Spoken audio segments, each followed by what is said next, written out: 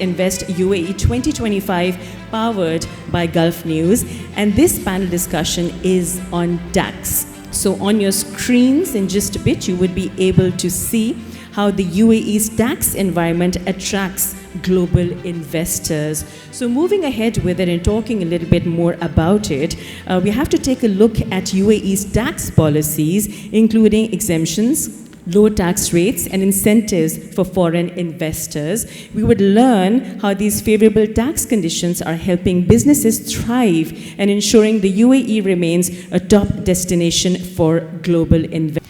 Good afternoon. I hope that you're doing well. Good afternoon, yes. Yes, absolutely. I'm sure that it was a day full of a lot of insights and a lot of feedback. So what have been your learnings so far since day one?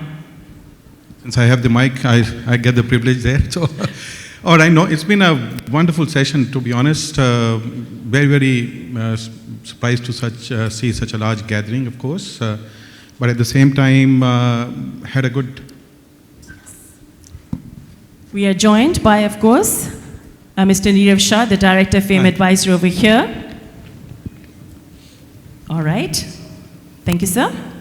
Yes, all please right, go on. So I'll continue with what I was saying. So good afternoon, everybody, first of all.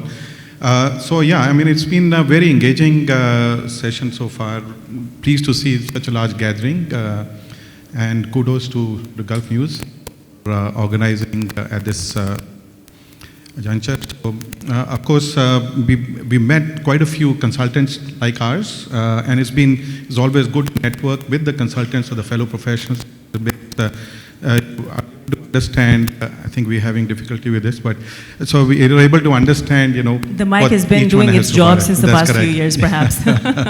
Yeah. But yeah, that's right. But more so, I think met a handful of SMEs also who are opening up, starting up now. Met with the free zone authorities, which was very engaging, yes. And good to see them contributing in a good way. Yes. Absolutely, absolutely. So let's start off this discourse as well. We have so many questions, and I really want to make the max use out of it. As they say, strike when the iron is hot. We have the experts over here, so we're doing that. So to begin with, it's been almost 1.5 years that corporate tax has been introduced. So how well are UAE businesses coping with the new tax regime? So who would like to answer this question? We had passed the parcels, we're passing the mic right here, okay?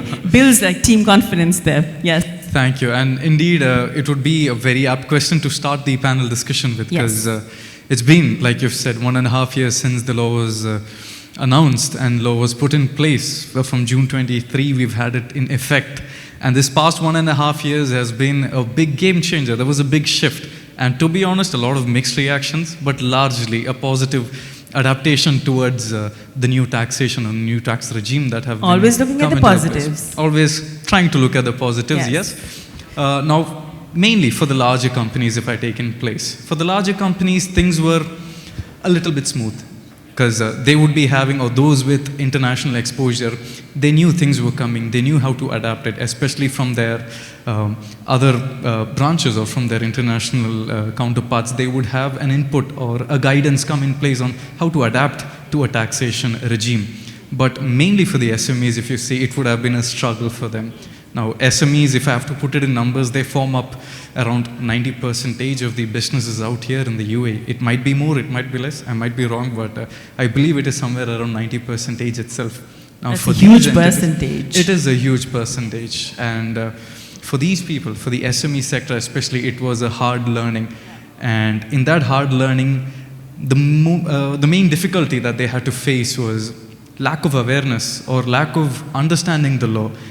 You know, it's painstaking to read the bare act as it is and try to understand what does this mean. And then for them, it would be a higher compliance cost, you know, get someone from outside, please read and explain it to them. So all that were challenges to them. But over this 1.5 years, I could see an immense support from the license issuing authorities as such, lots of awareness sessions happening, and given the right advisory support also. And this last 1.5 months, a major development in the awareness and understanding for the SME sector has come in place. So yes, this 1.5 years, there were mixed reactions, but largely things have gone upwards only. I love that answer, and I think we're off to a bonus start over here. So moving on, the next question is that what are the key factors that global investors must consider when evaluating a country's tax environment, which is very imperative? Do you want to talk about? Yeah. Okay. So, Late to the party, but not to the question. not at all. Yes. There are two things that one must look at always. And now that UAE is no longer a no tax country, but it is still a low tax country. Correct. Number one. Our tax rate is one of the most attractive across the world and across the major financial center.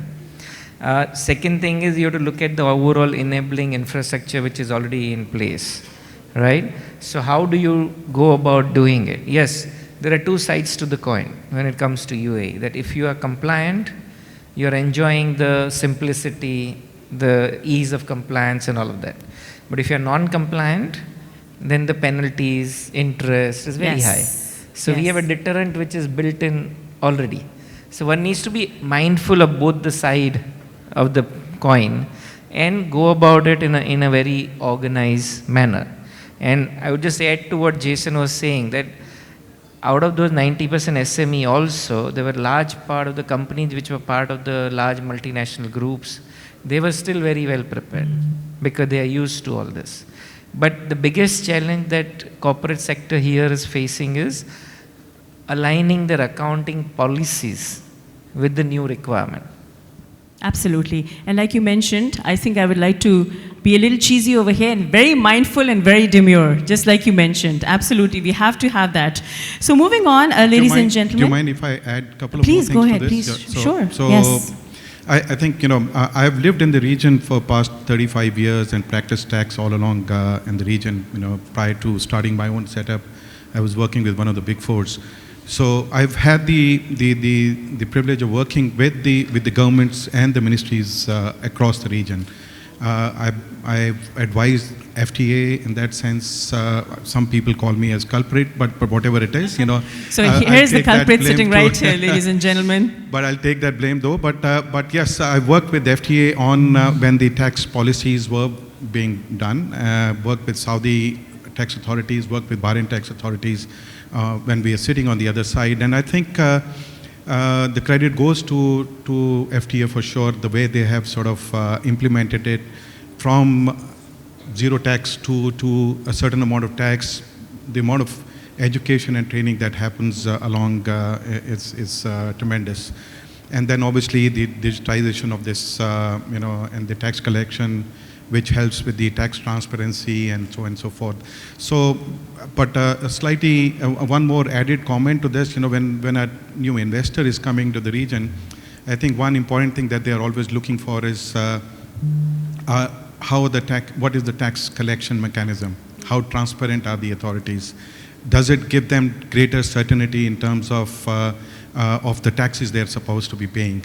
And I think with all the education that has gone about, the trainings that have been conducted through this process, and then obviously involvement of the experts like ours, I think it has really helped the journey in a big way. Absolutely, and I think that over here transparency plays a very key role, because people often get a little skeptical, and then you have to try to convince them that this is what's right for you, and then you go on and on and on, then like, oh yes, I think you might be right.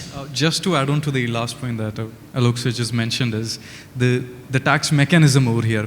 Maybe from an investor perspective, especially a foreign investor perspective, one thing that they would always look forward to, apart from your tax rate, is how predictable the system is and how stable it is over here. And I believe FTA is doing a wonderful job trying to digitize everything and give a seamless experience out to the users there. So that could be one of the key factors from an investor perspective. Absolutely, I like that plugged in as well. So next up, the question that I have is that how does the introduction of corporate tax in the UAE impact businesses, particularly the SMEs, because we've been talking about that, and this one's yours. Yeah. So first of all, good afternoon, everyone, and thank you, Gulf News, for making us a part of this, and thank you to the audience, because I don't see much of them after, in the second half. So it's a pleasure to see a lot of them even in the second half sitting here. You kept their interest. They're here for you. Yeah, maybe. The support system of yours is right there, though. Yeah, this hall yes. portion. Yes. So talking about the SME sector, yes, I mean, there have been a lot of things which are like very, very positive for SME sector. If you look overall, there are a lot of benefits which are being specifically defined in the tax law, particularly for the SME sector. So for example, even if we talk about the minimum, the limit which has been set, which is like there's no tax if you have a taxable income of more, until 375,000 dirham, and over the top of it, you have another benefit where, when you qualify for a revenue of 3 million dirham in a particular year, you don't have to pay tax for next 3 years.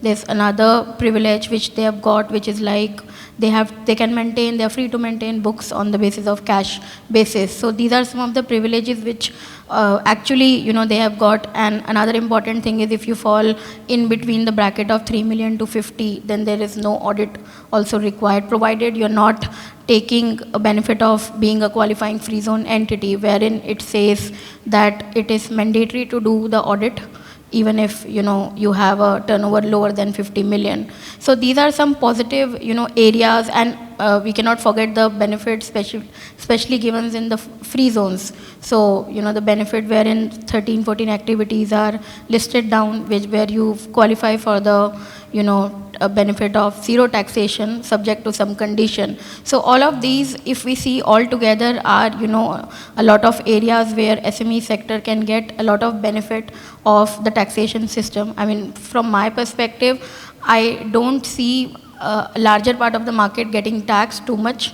Obviously, one reason is the tax is lower than in whatever we have in the world, in the rest of the world.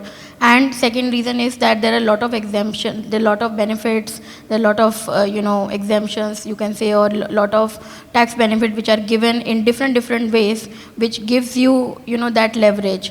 But one thing which SME sector needs to be careful of is that the compliance structure which they have. So maintenance of the books of accounts, how they are managing, especially when you cross the 3 million, you have to comply to the IFRS. So how you are managing your books, how you are structuring your tax. So one of the things which we have seen, so your first question where you see how countries coping up, like how the businesses are coping up, one of the things which we have experienced in last 2 years is a lot of businesses are going through a lot of restructuring.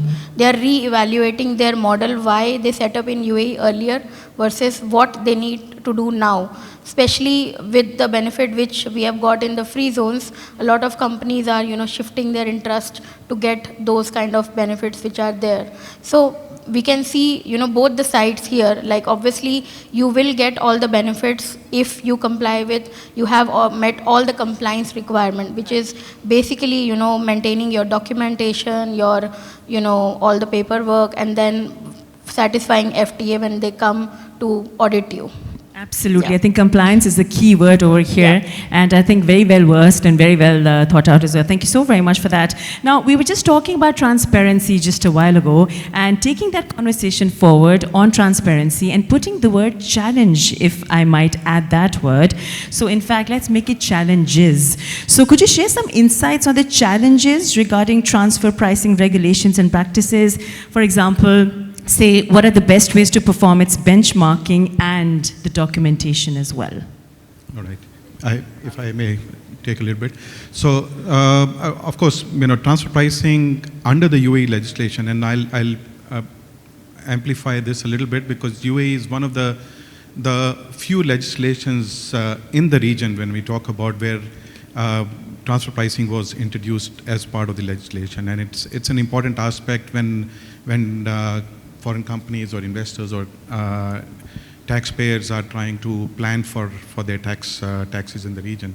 And now transfer pricing, by the very phrase, means when we are dealing with related parties or when you're dealing with third parties. And what becomes relevant is when you're dealing with transactions that are happening between the related parties, are they at arm's length? Are they at par with what you would normally do with a third party?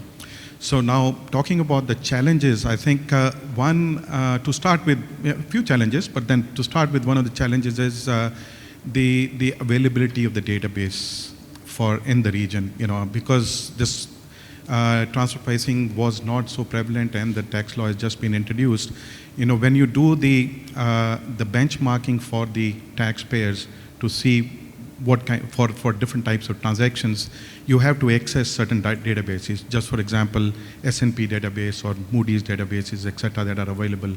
Now, to provide more authenticity, you generally need transactions related to the right kind of transactions, the nature of transaction, the territory, UAE per se, or whether across the region.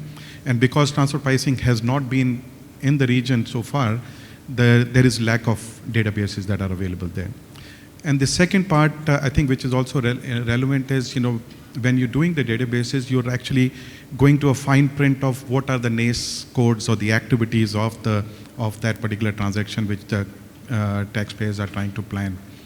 And once again, because there's a large segment of SME market and not necessarily all businesses are working according to the licensed activities that they are doing, the availability of databases also still does not exist, and you're not able to sort of benchmark it appropriately. But we are going to see a lot more improvement in this as we go along. But I think this, of course, absolutely. Two more yes, points sir. that I want to add. See, typically we would have preferred that, like other countries in the region like KSA and other, there should have been a basic threshold below which the documentation was not required. But that's unfortunately not the case in UAE. So even a single dirham transaction between related parties need documentation. Secondly, the transfer pricing generally is in context of the international transaction, but UAE has introduced also for domestic transaction because we don't have personal income tax. So it's very easy to shift profit from corporate to shareholders. That's correct. So that's why they have kept it. But again, internationally, there are no benchmarks available to technically compare, say, management remuneration. So there's no benchmark for the benchmark? That's right. So Okay. what then you have to do is you have to then go on your net margin after charging that, or you have to go on a comparable data and things like that. But these are things which are not typically picked up in any other developed countries because they already have personal taxation. Now here, because of our unique place, we have this also as a challenge. Interesting. I think you'd like to mention something? Just Yes. to add on to Nirav sir's point again, like even on a domestic scale, apart from the owners pulling out salary, if we go one step deeper, we could see that maybe a company set up in the UAE, say in the mainland, having a branch in the free zone. Yeah. Now, if you're doing any transactions with your free zone branch of it itself, though it's the same company, but we are in two tax jurisdictions altogether here. That's so true. So even in such scale, these compliances or the transfer pricing picture comes into play over here. So yes, the key challenge here being having a local territory data set that is not widely available yet, but I believe in the coming years it would be developed. There will be some trouble in the initial years, but yes, this is the level that the businesses will have to think of when it comes to the compliance side of transfer pricing as put out. A very smart man, the reason why he's here on the panel. So moving on, I think we'll take this one step ahead also because we are talking about all these key steps. So taking that conversation forward, what are some of the key steps businesses must take to accurately file the corporate tax return and optimize accounting processes? Let's delve into that in detail a little bit. Okay, so I'll just start with it. So yeah, I mean, everybody is right now preparing for it. So although we have got ample time from FTA to, finalize it, but finalizing books is at the first end is very important. So one of the very important thing is obviously the companies have to maintain their records and books of accounts in a proper way. And it is very important for them to know beforehand whether they are, whether they have tax, they don't have to pay tax, what are the deductible expense, what are not deductible. One of the key area here is also transfer pricing. So transfer pricing again is very, very important. The documentation, as Mr. Nirav explained, that there is no threshold even for a single dirham transaction. We have to maintain the documentation. So that plays a very, very important role. coming to free zone companies, it is very, very important for them to do their calculation and their assessment whether they actually qualify for, being a qualifying free zone entity. A lot of companies have done, and this is something which I'm telling from a practical, perspective. Sure. What we have faced in the market is like people have done their corporate tax impact assessment back in 2023 or maybe, early 23s, just to know, just to get an idea of whether in which bracket we will fall, whether we will be tax-free, whether we will be not tax-free, or we will pay more tax, less tax. But especially talking about the free zone entity, it's a year-on-year exercise for them. So it's like, I just want to pass on this message to everyone as well, that, it's not like that if you qualify at the beginning for that being a qualifying free zone, you will qualify this year also. You need to do a runtime assessment of the year. So especially when when the 24 ended, and you need to do an actual assessment of the year and calculate whether you still qualify for getting those kind of benefits. So that is something which is very important. Again, from a free zone perspective, transfer pricing plays a very important role, because you will not get this benefit if you fail in the transfer pricing norm. So maintaining local file, master file if applicable, or if CBCR is applicable, these are some documentation which are very, very important. For SME sector, again, the leverage is given that if you have a turnover of less than 3 million, you can do a cash basis of accounting, and you just have to prove your records. So something which you were already maintaining for VAT is, I believe, would suffice. But then they have to think ahead, because this is just a kind of a tax holiday for few years. It's not going to last forever. So again, after 2026, you need to start planning whether, we don't know, FTA will retain this for future or not. So you need to plan in advance for that. Absolutely. You need to be vigilant, and you have to make consistent effort. Sounds like Yes. a really interesting relationship that you have to make an effort to keep it alive, right? So it's one of those, absolutely. So I think, again, carrying on with this, until and unless you gentlemen want to add something to this, so we move on. Yes? Two quick comments, actually. So, Yes. because since she spent fair bit of time on free zone, because free zone is so qualified free zone exempt entities. It's obviously it's a term, or you would have heard very frequently, where you say that your operations are exempt, etc. But obviously, to get that exemption, there's a lot of effort or a lot of emphasis on whether you qualify. So do you actually have adequate substance in the free zone? But now, connecting to the point that you asked about accounting and all of that, that makes it gets even more challenging, especially if you were to sort of look at it from the perspective of when you're operating in the free zone, you may potentially have, say, 95% or 99% of your activities which are qualified as exempt activity, but you may have a couple of percentage, maybe 2 or 3% of activities which are outside the free zone, which could potentially be taxable, etc. But so long as this is, and this is called the de minimis rule. So long as this activity is less than 5%, then you are okay. You could still be exempt from tax. But moment it exceeds more than 5%, then obviously it changes the whole scenario. You could potentially lose the whole status of tax exemption. So what that means from an accounting point of view is you're expected to not only substance, but also have proper books and records. You literally have to have parallel vertical bookkeeping, in terms of what would qualify as an exempt and what would be your activity related to non-exempt revenues, etc. And then assess based on that, and then, so which means a lot more onus on the taxpayer to maintain proper books and records and have a clear split of these activities and transactions. Absolutely, absolutely. Thank you so very much, sir. Just to add a quick point also along See, with I it. knew that the gentleman wanted to add in something, hence I think asked. Sir did, strike the right chord over there.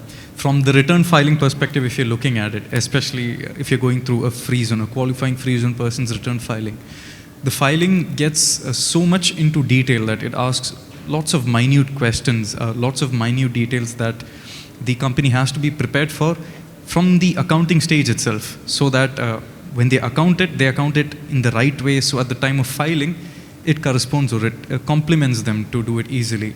So rather than just focusing on the accounting side of it, like our sir said, how they structure it and how they align it with the future return filing, requirements, that would be the ideal approach for the accountants to go ahead with their accounting practice. Absolutely, that's a solid point for sure. So now I would like to come to the cash flow problems over here, all right? So the question is, how can businesses manage cash flow problems while tackling the corporate tax liabilities? I would love to know your thoughts on this. So let me start with that. He's starting with a smile. I see something concrete happening now. The onus of tax payment is only at the time of filing the return. So it's not really that you have to meet 3 or 4 times a year, you have to keep paying part of it. So one is that you can accumulate that, keep it aside, and pay it at the time of filing return. But if that amount is becoming substantial, then of course, after the end of the year, you can choose to pay it in 2 or 3 installments before filing the return. But this is something that the plan that finance team will have to put together depending on the quantum that is involved. They are already doing that currently for the VAT part of it, and they are fairly conversant with how to meet those requirements. So I'm sure it's not going to be that much of a burden, because VAT you pay monthly or quarterly. Here you're only paying yearly, right? But yes, VAT is not a cost to you, this is definitely a cost to you. So this is where you need to be more careful. All right, got that. Hence you started with a smile when you explained all of this. So now moving on, how to understand and comply with the double taxation avoidance agreements. That's a tough one that I wanted to kind of get to learn from. Yes. So I'll start with that, then I'll pass it on to Alok and others. UAE is very interesting. Even when it did not have taxes, it has already signed over 140 treaties, of which 105 are operational. Okay. Now, increasingly with the lot of activity by OECD and all, the treaty reading and the impact has to be limited, but definitely it reduces your withholding taxes in different jurisdictions. In UAE corporate tax, we are fortunate that we have ability to claim foreign tax credit even when the treaty is not signed. So even if UAE not signed treaty with a country, say USA, and you get some income from there and there's a withholding already deducted, you can still claim the foreign tax credit of that against the UAE tax. Of course, only up to the UAE tax level. And therefore, treaty does 2 things. One is that it tries to allocate the taxing rights and therefore avoid the double taxation, or it allows you to give you that mechanism to claim the credit. So UAE has already voluntarily done the second part. So whether you have taxing right, you don't have, I'm going to give you credit, so don't worry. I'm not going to tax you twice. So that's the thought process. Interesting. Would you like to add something? No, thank you. I think very well explained. So I think maybe a couple of additional comments around the double tax avoidance treaties. So as rightly said, UAE already has close to about 100 plus effective tax treaties. Yes. And the whole objective obviously remains avoidance of double taxation, so that taxpayers do not have to pay tax on the same income in both the jurisdictions. And so few important aspects out of those treaties are, around the whole definition and interpretation of whether you have a taxable presence based on a permanent establishment here. If you have a permanent establishment, then you actually have where would the tax arise, whether your income is attributable to your taxable activity here or your operations here, or back home in your home country where you're operating from.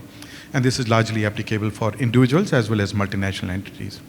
Now we've got, I think, few things that UAE has done very, very smartly, and it's working very well, is because they've got tax treaties with almost all the prominent jurisdictions around the globe, whether it is India, which is where the investment is coming from, Singapore, Europe, Africa, a lot of countries in Africa where they've got treaties, and UK, etc. So the taxpayers from these from these jurisdictions are really able to sort of take advantage of these treaties, whether it applies to income attribution rules or whether it applies to withholding tax that was mentioned, and then the second part is, in the recent couple of years, because UAE was definitely used as, and has been, still continues to be used as a regional hub for operations across the region.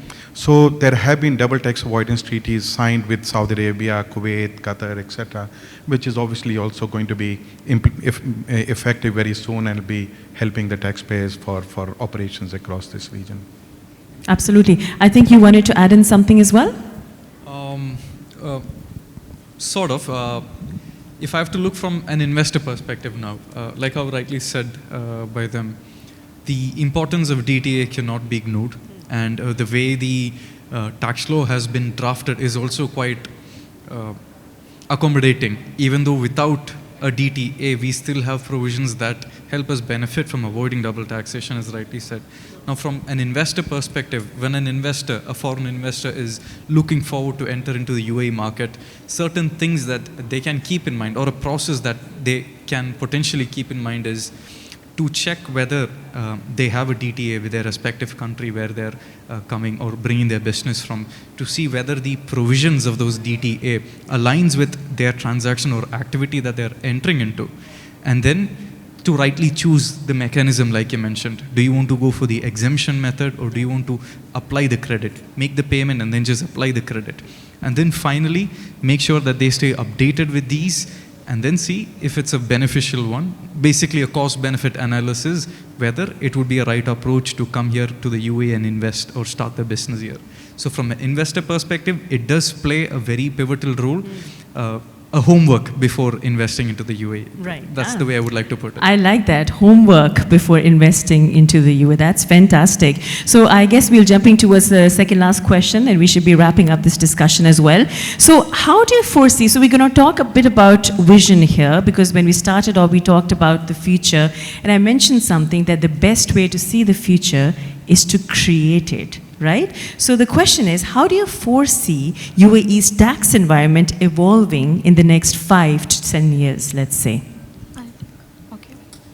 Okay, so yeah, so I would like to connect it with, what was there in 2018 when we have got VAT implemented in UAE. So there have been an era when, the law came, and then the clarification keep on coming, and it comes till date. Like till date, we are having new clarifications, new, guides and all which are there. Similarly, corporate tax law came in 2020. It became implemented in 2023, but then still FTA is issuing guides and clarifications and, the notifications to clarify different areas. So, I mean, obviously in next 5 years, we foresee the law evolving, and FTA have been very kind of cooperative and very supportive to the larger market, and then the companies across. They are doing a lot of seminars, webinars and virtual workshops, and providing clarity to the people to adapt this corporate tax culture. And we will also see how FTA will react to the return submitted, because very few companies have submitted the return in 2023, because there were chunk of companies which were supposed to submit for 2023, who got incorporated in last year. But we will see now how it will be submitted, and then when the tax audit will start, we'll get more clarity. So what we can see is that this will be an evolving exercise. FTA will also evolve. We will also understand better from the perspective of litigations when there is something.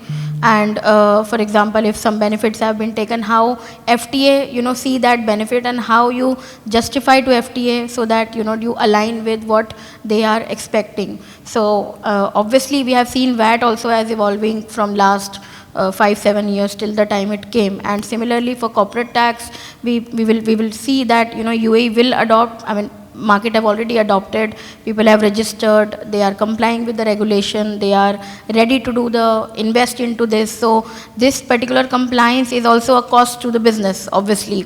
You have to set aside a separate cost now, because something which your internal team cannot do, the assessment and all, you have to, hire someone qualified and competent enough to do that. So we can see the market adopting that cost now. And companies are being adaptive to this tax culture, and this is very important for image of UAE as in the global market as well, because now we are seeing a shift from a tax-free country to tax country, obviously minimal Correct. tax, but it's moving. And then now recently when UAE adopted the BEPS Pillar 2, where they adhere to the BEPS Pillar 2 and they adopted this 15% tax, global minimum taxation, especially for the MNC companies. So this all is shifting slowly, and we will see an era where, you know, the entire country will adapt this and then evolve around this.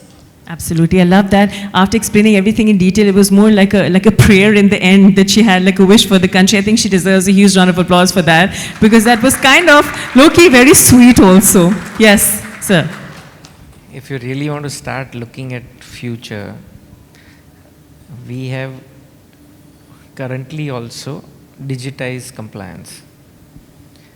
The FTA, the way they are investing into technology, we are going to have all connected compliance. What do I mean by that? Your VAT return will have to tally with your CT data. If not, they will say, okay, this is not change. So this is where we are going. It will be all connected. We have e-invoicing coming in next year. So your data, or all entire invoicing has to be going through the FTA system, right? So they are going to use technology much more than what we are anticipating. And this is what business will need to be ready with in next few years' time, right? They are not prone to doing too many audits, but now they'll go other way around. They'll start analyzing the data, and where you're making mistake, they'll come and do the audit. So this is exactly what somebody needs to start thinking, that though UAE is late in implementing taxes, but when it would come to administering, they'll go way faster than a lot of established countries who have taxes for 40, 50 years. Because we don't have manpower. So we'll use technology. And that will be the game changer. Absolutely, there's no denying that. I think that everyone's taking notes right here. You heard it first through Gulf News on Invest UAE 2025. Bring out the cameras on Instagram right now. So yes, ladies and gentlemen, it was such a pleasure. Would you like to add something in before I ask the final goodbye question? Yeah, I mean, I think only other sort of comment outside of, I think that was very well put together. So the only added comment I'll say is some more additions to the various types of taxes. Sure. They have been contemplating and talking about, whether it is excise tax, which is which has obviously been announced and is going to be effective soon, and which is, and then they're talking about there could potentially be personal income tax in maybe not immediately, but it could be a couple of years down the horizon. But it is definitely on the cards. It's being discussed. There is discussion also about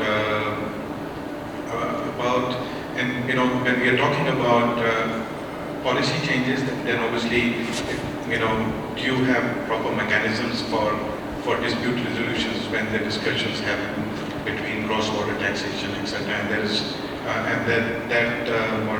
discussion has already started, and I think they are in the process or likely to revamp a number of double tax treaties and introduce the legislations for exchange of information, etc., which will be very, very important because this being the hub, there is a likely chance of a dispute when companies are working cross-border. And then to the last point, I think which you touched upon is also very important because they've also OECD has been a driver and will continue to be the driver for tax for a foreseeable future. So which means that a lot of changes that are likely to come in will be made to align with the global best practices and the OECD initiatives that are going on. So we're likely to see some changes. All right, well, we're looking forward to the future now, definitely. I think you'd like to add in something? Very short comment itself. Yes, please.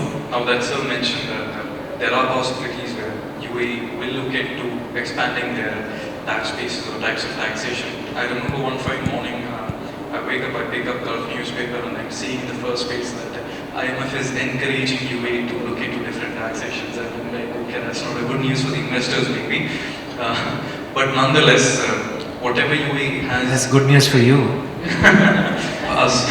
We need to have another panel discussion on this. Yes. Yes, but whatever the case may be, given the history of UAE or given the vision of UAE, how they plan to roll out or implement things are going to be in a way that it might seem as a cost to the investors or to the businesses now, but it is going to be reflected back upon them as infrastructural updates, technological updates, and the kind of lifestyle that we all enjoy over here in UAE, I believe. And I would love to quote one of these sentences he mentioned. Though UAE is slightly late in implementing taxes or such kind of compliances, they are going to be way, way fast in administering it and rolling it out. And to be honest, like how we know, UAE will always be the best in what they do. So that's the future of the next. No, absolutely, 100%. You know, I started off the event by talking about this, and whatever the world does, UAE does it better. So there's absolutely no denying that. So with that said and done, ladies and gentlemen, so because today's panel discussion was on tax, and specifically how the UAE's tax environment attracts global investors, in a nutshell, in a one-liner, what would be your takeaway from this entire theme, starting one by one, with the audience watching live on the social media and the one who's present right now? I would say simply prepare well. Devil is in the detail, and ensure that you comply correctly. Otherwise, the deterrents are already in place. Absolutely, that's correct. Yes. So again, you know, connecting to what Mr. Nirav has said, the companies have to, you know, prepare themselves well. They have to be stronger on the documentation, especially when you fall in, you know, non-SME sector. You have to be stronger on your documentation, your processes and policies, and that have to be properly aligned with the system which you follow. She has been stressing on that since the panel discussion started. Point noted. Right. I think just an overarching comment, I mean, in terms of while we have moved away from no tax-free zone, etc., or tax haven, etc., but I think with the introduction of tax at the level that it has been introduced, it is actually presenting an opportunity for businesses to reshape their businesses, to transform, to corporatize their affairs, to improve their sort of processes, etc. And also at the same time, at the level at which UAE is introduced, it is actually presenting an opportunity for a number of startups and business investors, etc. to use this jurisdiction, pay taxes over here, and then do a better tax planning and from a cross-border perspective, from an international perspective. And we see that you know, rather than paying a 25% tax elsewhere, in Europe, UK or US, etc., or India, rather, if you are able to better plan your affairs and pay your tax at 9% and organize it, I think it still presents an opportunity from a business perspective. Time to get the house in order, or rather the workplace in order, as they say. Yes. And from my end, I think all the points are covered. Just on a very short note, compliance is key. Starting a business is easy, having a business idea is easy, executing is easy. But if you want your business to survive in a local jurisdiction, you must comply with the local laws, the local regulations, be it tax and not just rules and regulations, but comply with the upcoming technology, especially with the level of technology the FT itself is implementing or trying to roll out over here. It's high time for businesses not just to think about their business idea, but to comply with the technological aspect of it, to stay relevant or to float out in the market.